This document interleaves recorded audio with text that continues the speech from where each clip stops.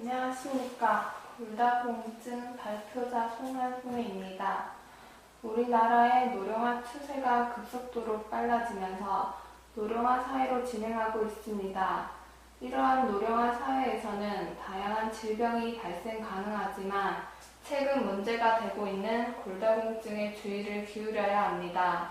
뼈는 일생 동안 지속적으로 변하는 장기로 1년마다 10%의 뼈가 교체되고 10년이 지나면 우리 몸의 뼈는 모두 새로운 뼈로 교체됩니다.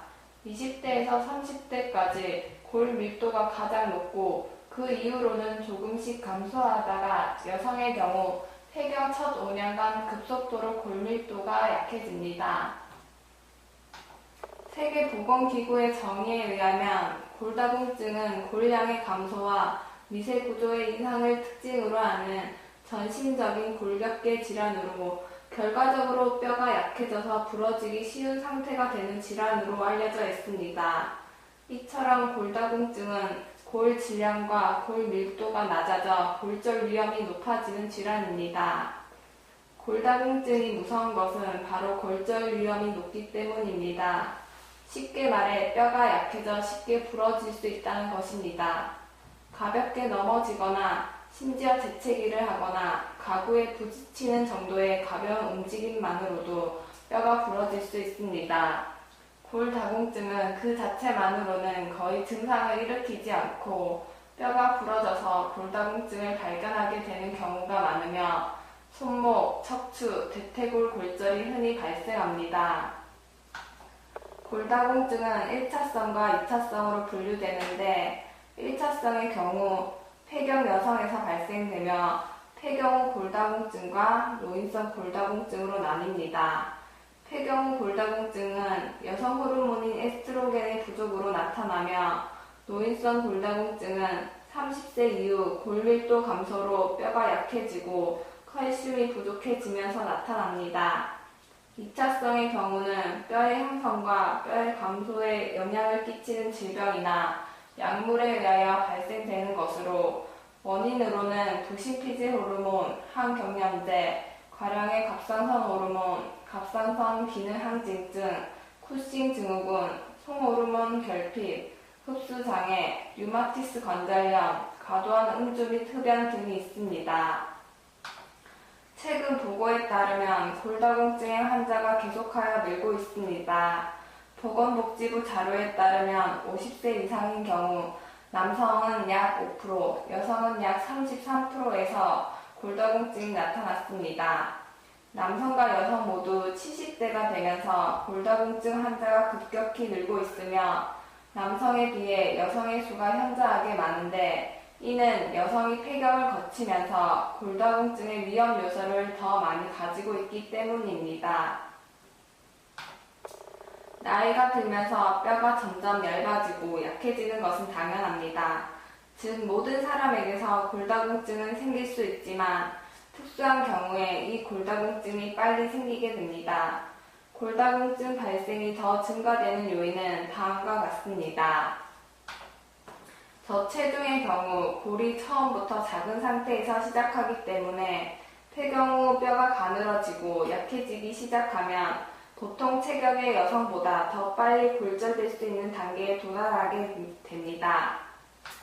흡연과 과도한 음주는 정상적이고 건강한 뼈를 유지하는 능력에도 영향을 미칩니다. 흡연은 골 소실 속도를 더 빨라지게 하여 골다공증에 걸릴 가능성이 더 높아지게 됩니다. 뼈의 강도는 부분적으로 골격에 가해지는 물리적 요구에 의해 결정되므로 운동 부족인 사람에게는 뼈의 강도가 운동을 하는 사람보다는 약하게 됩니다. 음식 중에서 칼슘을 충분히 섭취하지 못하면 우리 몸은 골량과 골 강도를 유지하기 위해 필요한 재료가 모자라게 됩니다. 나이가 들어가면서 우리 몸이 필요로 하는 칼슘의 양은 변화하게 되고 소화기에서 비타민과 무기질을 흡수하는 능력 또한 감소하기 때문에 식사를 제대로 해도 영양 불량이 될 수 있습니다. 폐경 이후에는 난소에서 여성 호르몬인 에스트로겐이 더 이상 생산되지 않습니다. 에스트로겐은 뼈의 강도를 유지하는 데 매우 중요하며 에스트로겐이 없으면 뼈에서 칼슘이 소실되게 됩니다. 폐경뿐 아니라 자궁 절제술을 받았거나 난소를 제거했다면 에스트로겐 수치가 매우 낮을 수 있으므로 골다공증의 위험성이 높습니다. 임신이 아닌 다른 원인으로 월경이 오랫동안 멈춘 여성은 그 기간 동안 에스트로겐이 결핍되어 뼈가 약해질 수 있습니다. 골다공증을 진단하기 위해서는 골 밀도 검사, 혈액 검사, 소변 검사 등이 필요합니다. X선 촬영의 경우 일반적으로 50% 이상 골량이 감소가 있어야만 골다공증 진단이 가능하므로 조기에 발견할 수 있는 여러 진단 기기들이 개발되어 사용되고 있습니다. 가장 보편적으로 사용되는 것은 이중에너지 방사선 흡수법으로 골다공증을 조기에 진단, 예방 및 치료 후 경과 관찰에 이용되고 있습니다. 또한 혈액 및 소변 검사로 골 생성 지표 혹은 골 파괴 지표들을 측정하며 비타민 D와 관련된 연구와 유전자 이상에 대한 검사도 시행하고 있습니다. 골 밀도 검사만으로 골다공증을 진단할 수는 없지만 국제보건기구의 관리 지침상의 기준은 T-스코어가, 즉 젊은 연령의 최대 골량과 대비하여 어느 정도 감소되어 있는지를 점수화한 값이 -1 이상이면 정상이고 -1에서 -2.5 사이일 경우 약간 진행된 상태로 골감소증으로 분류하며 -2.5 이하를 골다공증으로 분류합니다. 골다공증의 약물 치료로는 골 흡수 억제제인 비스포스포네이트제를 1차적으로 사용하며 폐경 여성의 경우 여성 호르몬제를 사용하였으나 유방암 유발의 위험이 있으므로 여성 호르몬 수용체 조절제를 사용합니다.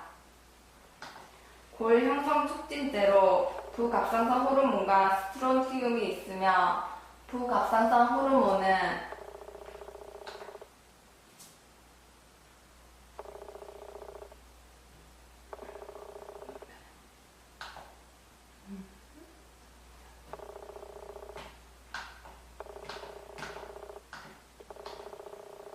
부갑상선 호르몬은 심장에서 칼슘 배출을 감소시키고 장에서 칼슘 흡수를 촉진하는 역할도 하지만 무엇보다 뼈를 파괴하는 세포의 활성을 높여서 혈전 칼슘 수치를 높입니다. 또한 심장에서 부갑상선 호르몬은 활성 비타민 D를 전환하는 능력을 향상시킵니다. 에스트로겐이 결핍되면 화골세포가 부갑상선 호르몬을 더 과민하게 만들어 뼈 파괴를 가속화하고 이로 인해 혈중 칼슘 수치가 올라갑니다. 혈중 칼슘 수치의 상승은 부갑상선 호르몬의 수치를 저하시키고 활성 비타민 D 수치 저하와 칼슘 배설을 촉진합니다.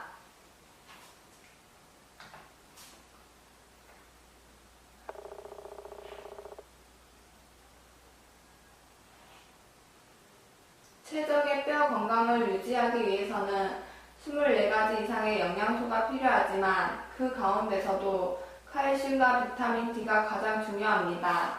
칼슘의 흡수는 장에서 이루어지는 이온화에 의존합니다. 일반적인 칼슘 보충제의 형태는 탄산칼슘으로 우선 용해된 뒤 위산에 의해 이온화해야 합니다. 그러나 위산이 제대로 분비되지 않는 환자들은 구연산 칼슘, 젖산 칼슘, 글루콘산 칼슘과 같은 용해성 이온화 상태의 칼슘 제형을 섭취하는 것이 좋습니다. 비타민 D는 칼슘의 흡수를 자극하므로 칼슘과 병용 시 효과가 더 좋으며 활성 비타민 D 제제를 1일 400IU로 충분히 예방할 수 있습니다. 칼슘 보충제를 선택 시에는 납 수치가 허용 기준 미만인지 확인하며 가능한 천연 굴껍데기 칼슘, 돌로마이트, 골분은 피하는 것이 좋습니다. 정제 탄산칼슘은 납 함량이 최저이며 칼슘 킬레이트는 위산 분비량이 적은 여성에서 흡수가 잘 되므로 환자에 따라 적합한 제형을 선택하도록 합니다. 이것은 골다공증에 사용되는 약제의 전체적 모식도입니다. 뼈와 이에 칼슘이 침착되고 파괴를 방지하기 위해 비타민 D, 칼슘, 여성 호르몬, 칼시토닌, 부갑상선 호르몬이 작용하게 됩니다. 골다공증은 특별한 증상 없이 진행되기 때문에 진단 후에는 이미 상당히 진행된 경우가 많으므로 골다공증이 노년기에 발생하기 쉽더라도 그 전부터 골 밀도가 낮아지기 전에 뼈 건강을 유지하여 골다공증을 예방하고 더불어 삶의 질을 향상시키도록 합니다. 골다공증을 예방을 위해서는 뼈 건강을 위한 생활습관과 식이습관을 통해 규칙적으로 운동하며 낮은 칼슘과 높은 인 섭취, 고단백질 식이, 높은 산선 식이, 높은 소금 섭취, 미량 미네랄 결핍 시기를 피하도록 합니다. 녹색잎 채소에는 칼슘, 비타민 K, 금소를 포함하고 있어 건강한 뼈를 유지하는 데 풍부한 미네랄을 공급합니다. 비타민 K는 뼈의 주요 콜라겐 단백질인 오스테오칼신을 활성형으로 전환하여 칼슘 분자를 고정시켜 뼈에 유지시키도록 합니다. 붕소는 에스트로겐과 비타민 D를 비롯해 특정 호르몬을 활성화하는 데 필요하며 마그네슘은 칼슘만큼 중요한데 이는 마그네슘이 비타민 D를 활성화시키는 효소 부갑상선 호르몬과 칼시토닌 분비를 매개하기 때문입니다. 비타민 B6, B12, 엽산은 호모시스테인인 대사에 필요하며 호모시스테인 수치가 상승 시 콜라겐 교차 결합을 방해해 뼈의 기질 결함을 나타냅니다. 즉 뼈의 유기 및 무기 성분의 소실이 일어날 수 있으므로 이 비타민들의 병용이 필요합니다. 골다공증의 치료의 주요 목표는 예방이며 강한 뼈를 만들기 위해서는 미네랄만으로는 부족하므로 지속적으로 양질의 영양소와 규칙적인 운동으로 어린 시절부터 노년에 이르기까지 모든 연령에서 건강하고 강한 뼈를 만들어야겠습니다. 이상으로 발표를 마치도록 하겠습니다.